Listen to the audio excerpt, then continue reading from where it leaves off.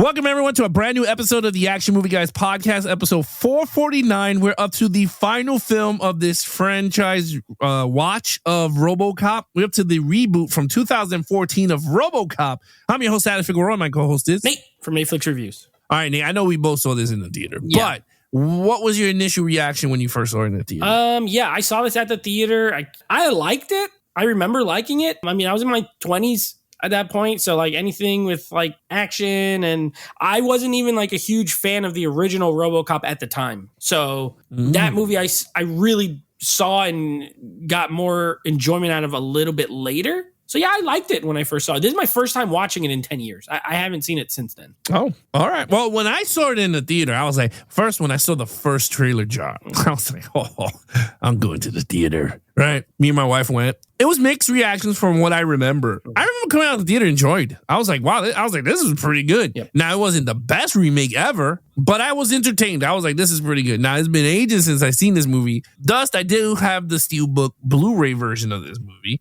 which I do have. And then the 4K came out, which is the first time you're watching on 4K. Yep. So I really want to talk about this movie. On the rewatch, I was like, there's some stuff I want to talk about. I really want to talk about it. So with that said, financially, this movie was actually pretty good financially. $100 million budget, worldwide of $242 million. Now, it's not a huge success. It's not in the bracket of 400 and 300, but kind of moderate plus Blu-rays and 4K sales. Kind of a semi-success, and I can't see why they did not greenlight a sequel. But anyway, with that said, are you shocked with these numbers? No, I remember because this was at the time when these, like Total Recall, this one, they were remaking all these 80s movies in those, the 2010s. And they all like did pretty good, so I'm not that surprised. And as far as sequels go, the way this movie ends, it barely ends. You would think there was going to be another one, and then there's not. So I mean, I'm not a big fail, not a bomb, but maybe they were just like, we thought it would make more, so they didn't make a sequel. The thing is like, I felt like the public perception, I guess is a good way to say it, the public perception of movies nowadays, and even going back to 2010, anything that's a remake or a franchise IP gets hit with negative off the bat. I mean, I remember this thing was getting slammed by The Suit, the storyline. Oh my God, it's the same thing as 1987. Oh, this is so stupid. They can't come up with something new. And I'm like, well, how are you going to get the guy in the suit? Right.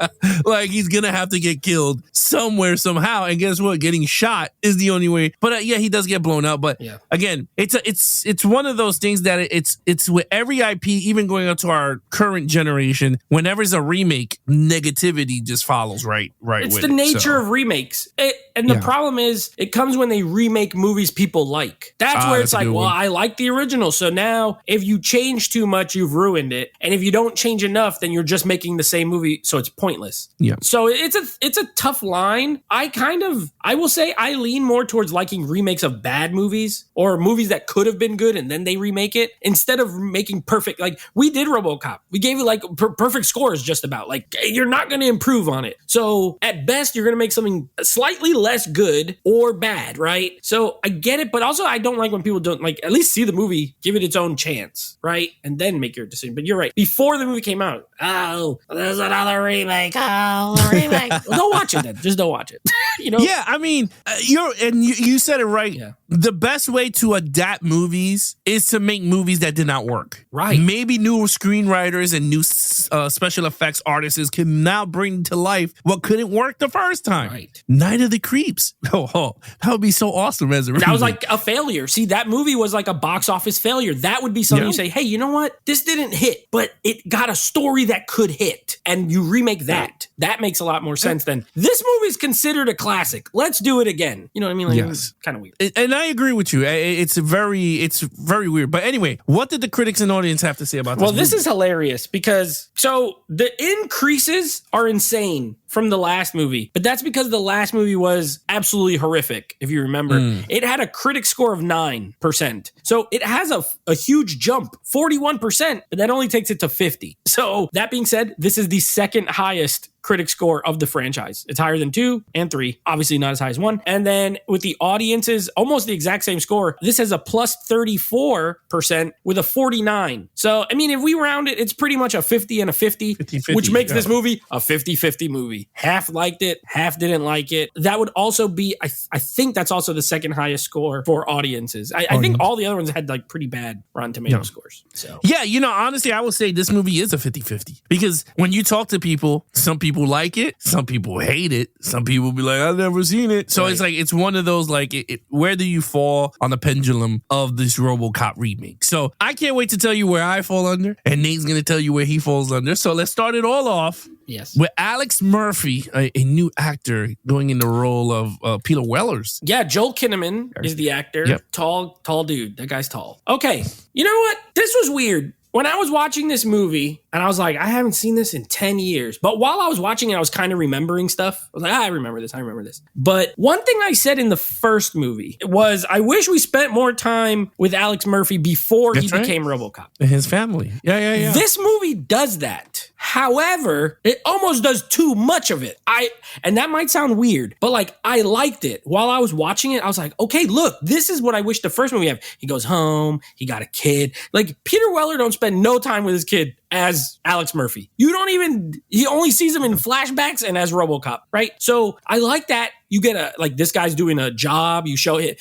Lewis is now a guy instead of a girl. Don't really care. It's fine. Michael Caine a great actor anyway. So you see him with his partner Lewis, and they're doing like undercover stuff. And then he goes home. He got a pretty wife. He got a kid. It shows you that stuff. Then the inciting incident happens, and then you still get more stuff before he becomes RoboCop with the wife. So I did like it, but I do feel like while the first movie didn't have enough of it, this one had a hair too much of non-RoboCop. That being said, I gave him a 4. I still think it is a good character, a really good character, a strong, and I think Joe Kinnaman's good in the role. I don't really have a problem with his performance. I always kind of like him. He's in a lot of these sort of like gritty, like action movies and thriller movies. Yeah, he always plays a cop, I feel like. So I like him. He has a good look. He's tall, like I said. He has a cool voice. He talks like a black guy, even though he's white, but it seems natural. Like, it doesn't seem like he's putting on. So I like a lot of it, and I do like that we got more of that. The movie's kind of long, too. I could have used like 10 minutes less, because it's like a good like half hour before he's really like RoboCopping it up. Where in the first movie, that dude's RoboCop in like 15 minutes. He's already in the suit. So yeah, but I did like him. I gave him a 4. All right. So I'm with you. I dug him. I don't know. It's a mod. First of all, it's a modern remake. So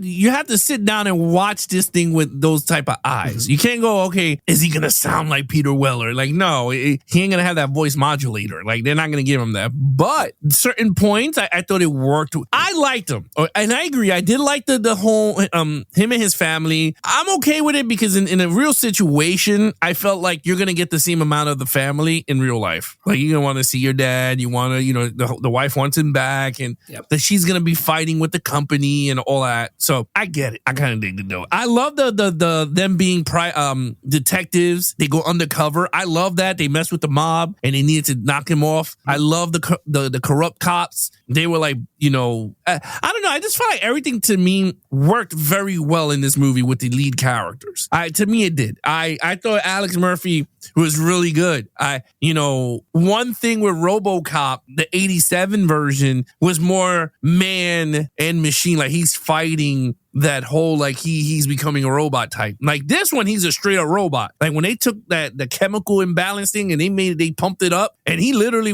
he didn't know his family. I was just like, yo, this is pretty dope. I like the mannerisms of that, because you can see the two parallels of the movie. Like, you're going, oh, this is kind of similar, but it's like, no.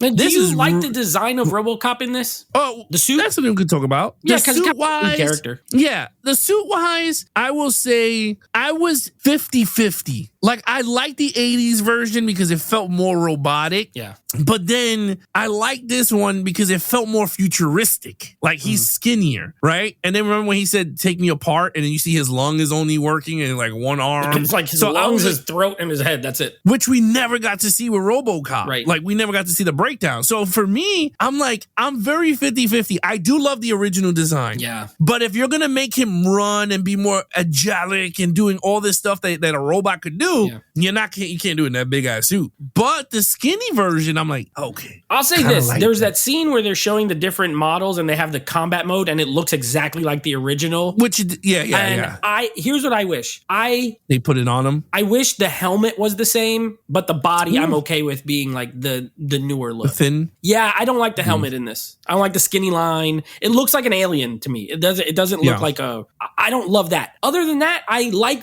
from the neck down, I actually like it. And I liked when it was silver at the beginning. When you make it black, I don't like it as much, but I don't hate it. I'm kind of with you. I don't hate it. I don't like the mask though. I wish the mask was the original mask. Like but I thought it went back to it once they destroyed it, and then in the new version. Remember when he met the family at the end? It was a new model. Yeah, he had the new. He's silver again, but they never 87. showed him with the helmet again. Oh, okay. Yeah. But they went back to the silver. It was cool. I kind of did like the whoop, it went up. I like how it functioned. I just wish it had like the thicker lens. I didn't like the skinny line. It looked like an alien. Okay. Yeah. Other than that, I liked it. Yeah, I did too. I thought it was 50-50. Yeah. Now, can I ask you a question? Yeah. Were you bothered with him riding the motorcycle over the car? I thought the motorcycle worked. To me, it worked. It also is in a cool action scene, so I was cool with it. I mean, look, if they're going for sleek and slender, which seemed to be what they were going for, then the motorcycle makes sense, right? Also, in the 80s, if he would have on a motorcycle, it would have been like a sit. Well, we did that in part 2, remember? Yeah, and it was weird. It was like a sit up, motorcycle. Yeah. So I think it works for this movie. I like the motorcycle. Yeah, I kind of like the flashing red lights, the cop light. I was like, this actually worked for me. I was like, okay. I mean, no problem. Yeah, I was fine with that too. All right. Yeah. All right. What'd you give it? 4 across the board. Oh, okay, 4. 4. Yeah, I gave it a 4. Main villain. All right. You know what? I don't care. I'm gonna take a dip here. I don't. I gave the villains a 5 in the original. The mob guy sucks in this movie. He sucks. Oh yeah. He's nothing. Yeah. We had Red Foreman in the first one. Kurtwood Smith, the actor, amazing, despicable. You hate him. Here, literally, the dude goes and meets him at a restaurant. He walks out. His henchmen shoot at him, and then one of his henchmen plants a bomb, blows him up. RoboCop ends up killing him like halfway through the movie. Like, useless. I mean, because this is very similar. It's like similar and different to the original movie. So this is the similar part where there's like criminals, cops, corporation, right? The criminal part, horrible. I don't like it. I could have liked it, but I don't like that guy. I didn't like the actor. Like, he's nothing, and then he dies halfway through. On the corporation side, we got Michael Keaton. Now, Michael Keaton, great, but that guy in the original was great too. That old guy, he was. Oh yeah, Ronnie Cox. Yeah, Ronnie Cox, dude. Like, and no knock on Michael Keaton. He was Michael Keaton was almost too nice. If that makes sense. Like, he didn't seem evil. He got greedy. He did some shady stuff. Your husband's dead. Sorry, he's not dead. He's alive. But he never was like really, really bad. He always seemed like he was teetering the line. Yeah. So while the performance is good, and then you had like Jay Baruchel and the other lady as like, they were okay. Everyone was okay. The crooked cop element was actually interesting, which that's not really in the first one much. The 2 guys that are helping, and then the police chief, like the black lady. But again, like, don't even really get a resolution to that. So I gave it a 3. Like, I think it's okay, but I think the villain element in the first one's better for me. You said it all. I gave it a 3 too. Okay. I was just like, first I thought Michael Keaton was more villain, but yeah, you're right. If you break it down, the criminals first, you're right. That mob boss stinks. He sucked. Dope scene, but it was horrible. The crooked cop element I thought was pretty fun. I wish it was more dirty cops that he was like cracking down in the force. I thought it would have been great. It would have been a cool scene. Yeah, it would have been a dope scene. Him just walking in. He shot the one guy. He tased the other one. Imagine if he just did it to a bunch of people. You're under arrest. That would have been dope. For the murder of like Huang something. But anyway, don't move, creep. Yeah, I agree. The crooked cop element was cool. The twist with the captain thought worked. Yep. I was like, okay, that was pretty cool. And when he was about to shoot the bitch, they turned his ass off. Yeah. So I thought that was pretty cool. Freddy Krueger was he was annoying. kind of a villain too. Jackie or Haley. Yeah. I did not like it. I did not like him, brother. Yeah. I did not like him. He was annoying. Yeah. He was like Tin Man picking on him. And I was just then he lost in that game, and then they still put him in charge. It's like, bro, he beat you in that with 900 robots helping you. I will say this, Rodney Cox over Michael Keaton. The reason why Rodney Cox was a douche was because he wasn't the head of OCP.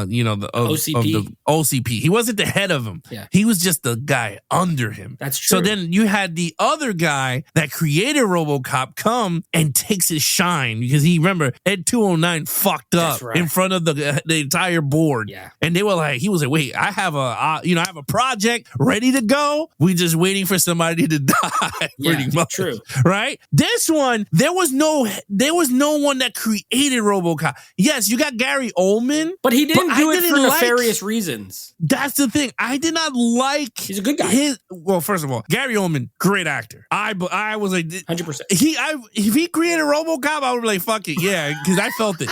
He was good. Yeah, but I didn't like that he worked in a department. He was like the Lucius Fox of Wayne Enterprises. Like he worked in a department for the guys that get their arms cut off and leg cut off. Like he's an animatronic type guy with the other hot he's chick. a doctor. So I was like, he's a doctor. So I was like, no, I wanted another scientist to be like, you know what? Come up with a folder that says not RoboCop, but it says some type of like electronic man or some shit, and drops it like, yo, I have this thing Project that could change 341. The world. Yes, Project 1978 or 87, which is the year of RoboCop. Project 1987. 1987. Cool. Yeah. You'd be like, yo. They were like, you know what? We need somebody. Alex Murphy dies. They use it, and then bam, RoboCop. I would have been like, that's dope. But he didn't have that clash with people. He was just a dick CEO, and I was like, nah, I wasn't into it much. I was just like, and I didn't get my scene where he was like, I can't handcuff him because his directives.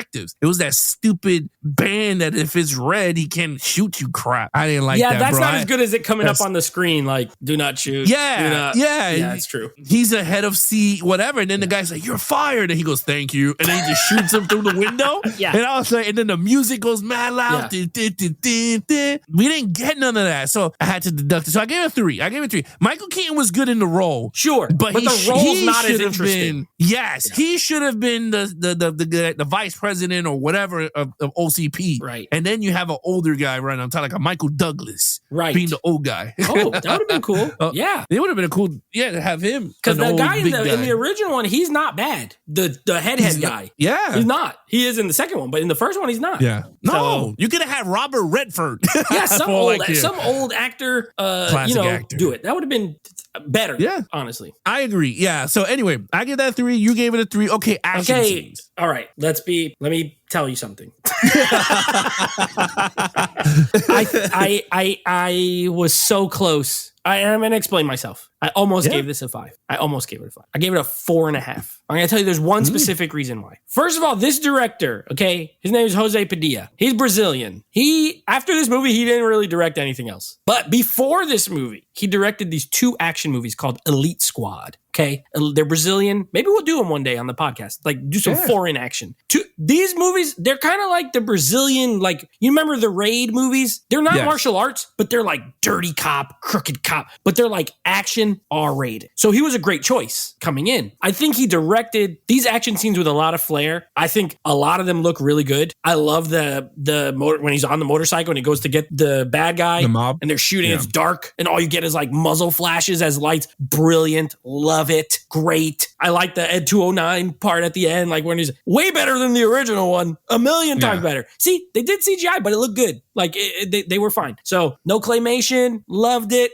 I wouldn't say this has a good amount of action, like enough that it could have got a 5. The 4.5 is because PG-13. And if this was R-rated and I'm getting like blood squibs and this would have been a 5. I'm not even lying. But coming from the original, which I would say the action in this is probably a little bit more flashy, that movie's gory as hell. And if this, or even if there was just a director's cut, you know what I mean? Where, release the PG-13, whatever. And then on Blu-ray, you just get like heads, 5. I would have given it a 5.5. But and this will be a rare case because there are PG-13 movies that I think I will give a 4. But when you're talking gunplay and there's no blood, I don't love that. So I'm going to give it as close to I can as a 5, a 4.5 from me. And I don't do 0.5s too often anymore, but I had to do it here. All right. So when it comes to action, I totally agree with you. If it was rated R, this movie would have been amazing. Absolutely. I think that could have been another reason why it hindered in the box office. True. People were like, a lot of people were mad about that. PG? Like, why is this PG-13 like RoboCop 3? But I will say this. For a PG-13 movie, this action was phenomenal. Yes. And this is the reason why I'm giving it a 5. Yes. While I do understand yours, and that is a very good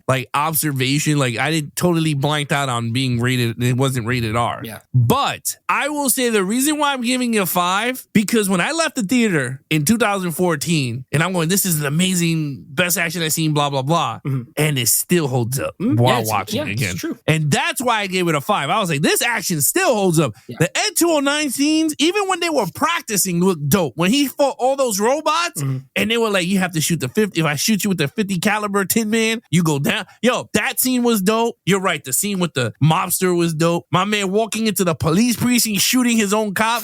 Loved it. And then he said, dude, that shit was so, he pimped people, bro. He literally told Lois, he was like, come with me. Yeah. He walked in, he sat down, and he was just like, you're dirty. You're under arrest. Yeah. And they were like, you got no proof. And then he showed it to everybody because he's locked into the, dude. I was like, this is so, you're right. If this guy did a great job with the action sequences. I thought it was fun. It was good. I love how he looked all torn up from the floor up when at the end of the movie, when he was about to fight Michael Keaton. Yep. And he was like, if you shoot me, Alex, you shut down. And he fought his inner mechanical brain and shot him and shut down. And I loved it. Yep. I action sequences, dude, I was like, this movie, I don't see why people don't like this movie, because this blows RoboCop 2 and 3 out the water. Not 1, because I love part 1. No, just like you. This is easily the best since the first. Yes, since the first. And if people be like, yeah, but it's not part. Yes, it is. I'll put RoboCop 1, reboot, and then everything else could go in the toilet. I sold them already. Yeah. I don't even have them anymore. Yeah. Yep. And you know what? You got the 2 best ones in that 4-film franchise. I could see your 5. I wanted to. It was a personal choice. It was like, it has But it's not as bad. It has the amount and it has the stylishness of a 5. I wanted the R-rated because this should be an R-rated franchise. Sometimes it fits. This case it fit. But I'm not mad at your 5 at all. No. I mean, you're right. I mean, it's just, I don't know, man. It's very hard to top the first, right? Yeah. Very hard. But even when you start the movie off in that Iran or whatever it was, and you saw all those robots in the street and they're doing the terrorists jumping and blowing up and stuff, and I was like, holy shit, this is really intense. I had to do it. And I gave it a 5. Fair. You gave it a 4.5. I gave it a 5. All right, storyline. All right. Here's probably my main gripe with this movie, besides the villains, is the story. It's fine. Like I said, it's very similar to the original. It tries to do some things different. For me, the different stuff doesn't always work. For example, I don't think they nailed the whole, big corporation, consumerism. None of the satire's here. And it's very prevalent in the first movie and works. Here, they tried something different. I mean, I respect it, with the whole Samuel Jackson being on the news thing and, pushing the agenda, using the media to push this agenda to have these robot cops in all the states. And then the politicians.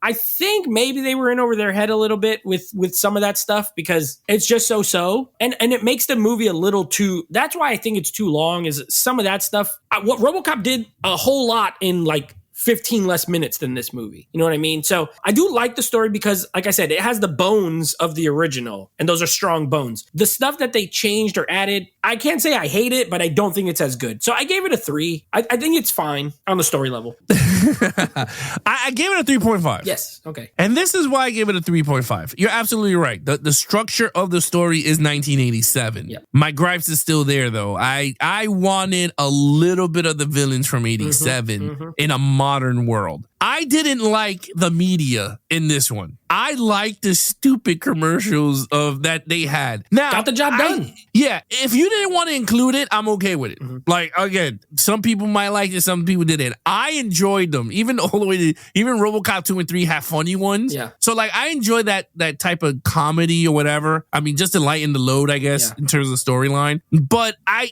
wasn't feeling the CNN style in this movie. I was just like, they shut off the TV when the kid got shot by Ed 209, which I was like, holy hell. And he gets rid of the other politician when they're like, he doesn't let him finish. Oh, thank you for coming. Yeah. Oh, whatever, you know. Yeah, when Michael Keaton was like telling his side. Yeah. Like, so for me, I that was another thing also, the Senate and him fighting, OCP fighting with the Senate about robotic and people and having heart and, you know, making their own mind and shooting. I wasn't into that, bro. I wasn't into it. It should have focused more on Alex Murphy like the 87. Just focus on that. That was your strength. Right. And they had a lot of good stuff here. Like I said, they had great stuff here with Lois and all that stuff. So anyway, with that, I think 3.5 for me fit because I gave it a 0.5 because honestly, it was creative. They tried. That's the best way for me to say it. I look at it like this. They were for baseball analogy, since we love baseball. Yeah. They were swinging for a home run, but they hit like a double. You know what I mean? Yes. Like, okay, that's still good, but it ain't a home run. And the first one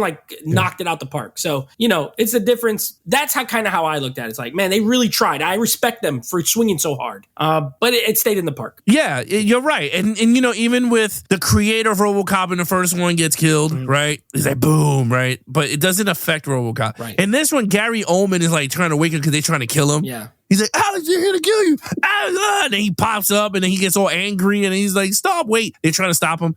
He has a lot of help in this movie. Not in the first movie. Yeah. So it was a lot of like, he got help. They fixed him up. And the other one, he was more. He just had Lewis in the first movie. Yeah. She takes him to the factory. In this one, in here you got Gary Oldman's helping. His wife is running around being a pest to everybody. I don't know. And my only letdowns, like I was saying, like I didn't want it similar to, but I just wanted a little bit more in the investigation of his death. Yeah. I felt like it was kind of quick. It was just like, oh, he's trying to solve his own murder. Oh, that's pretty good. It was all with media points and all this, and I was just like, it took me out of it. While the original, he was fighting that. Remember when he's in the chair, he does the I love that part. And he gets up quick. Yeah, it was. Yeah, I like that. But in this, we didn't get that. Mm-hmm. Like him fighting his inner robot, like his inner coding or whatever, his coding. Right. I wish we got more of that. Yeah. But we didn't. But again, it wasn't as bad. Like I enjoyed the movie. I thought it was really good. Yeah. To me, it was better than,